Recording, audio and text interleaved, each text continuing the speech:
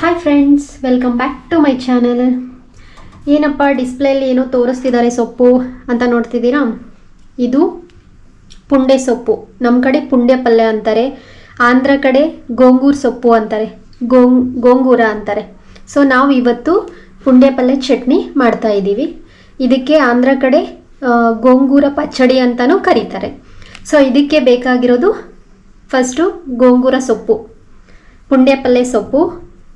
Friends, listen carefully, it's a ಪುಂಡೆ ಪಲ್ಯ ಸೊಪ್ಪು.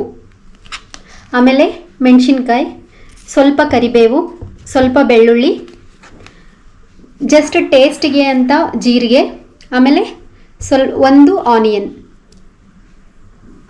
ಫ್ರೆಂಡ್ಸ್, ನಾವು ಇದನ್ನೆಲ್ಲ ಈಗ ಒಟ್ಟಿಗೆ ಹಾಕ್ಕೊಂಡು ಕುದಿಸ್ಕೊಳ್ಳೋಣ. ಫಸ್ಟ್ ನಾನು ಆನಿಯನ್ ಹಾಕ್ತಾ ಇದ್ದೀನಿ, ಆಮೇಲೆ ಬೆಳ್ಳುಳ್ಳಿ, ಕರಿಬೇವು, ಹಸಿಮೆಣಸಿನ್ಕಾಯಿ ಎಲ್ಲ ಒಟ್ಟಿಗೆ ಹಾಕ್ಕೊಂಡು ಕುದಿಸ್ಕೋಬೋದು. ಗೋಂಗೂರ ಸೊಪ್ಪು ಹಾಕ್ತಿದ್ದೀನಿ, ಸ್ವಲ್ಪ ಟೇಸ್ಟ್ಗೆ ಜೀರಿಗೆ ಹಾಕ್ತಿದ್ದೀನಿ.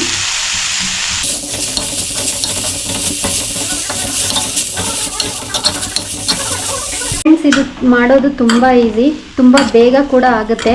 ನಿಮಗೆ ಇದು ರೈಸಲ್ಲಿ ತುಪ್ಪದ ಜೊತೆ ತಿಂದರೆ ವಾವ್, ಸಖತ್ತಾಗಿರುತ್ತೆ.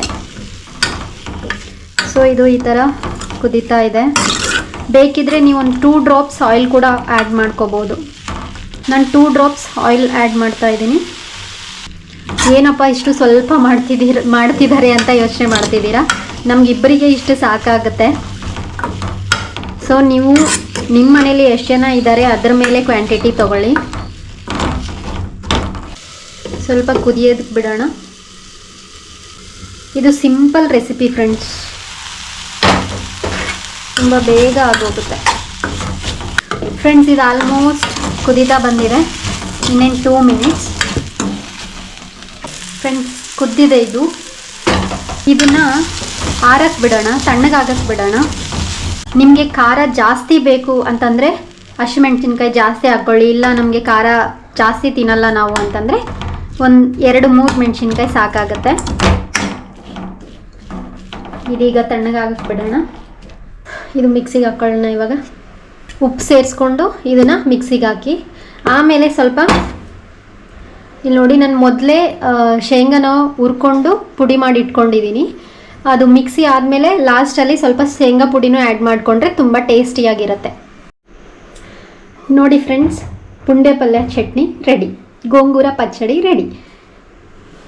ನಿಮಗೂ ಇಷ್ಟ ಆದರೆ ನಿಮ್ಮ ಮನೇಲಿ ನೀವು ಟ್ರೈ ಮಾಡಿ. ಇಷ್ಟ ಆದರೆ ನನ್ನ ಚಾನಲ್ಗೆ ಸಬ್ಸ್ಕ್ರೈಬ್ ಮಾಡಿ. Thank you.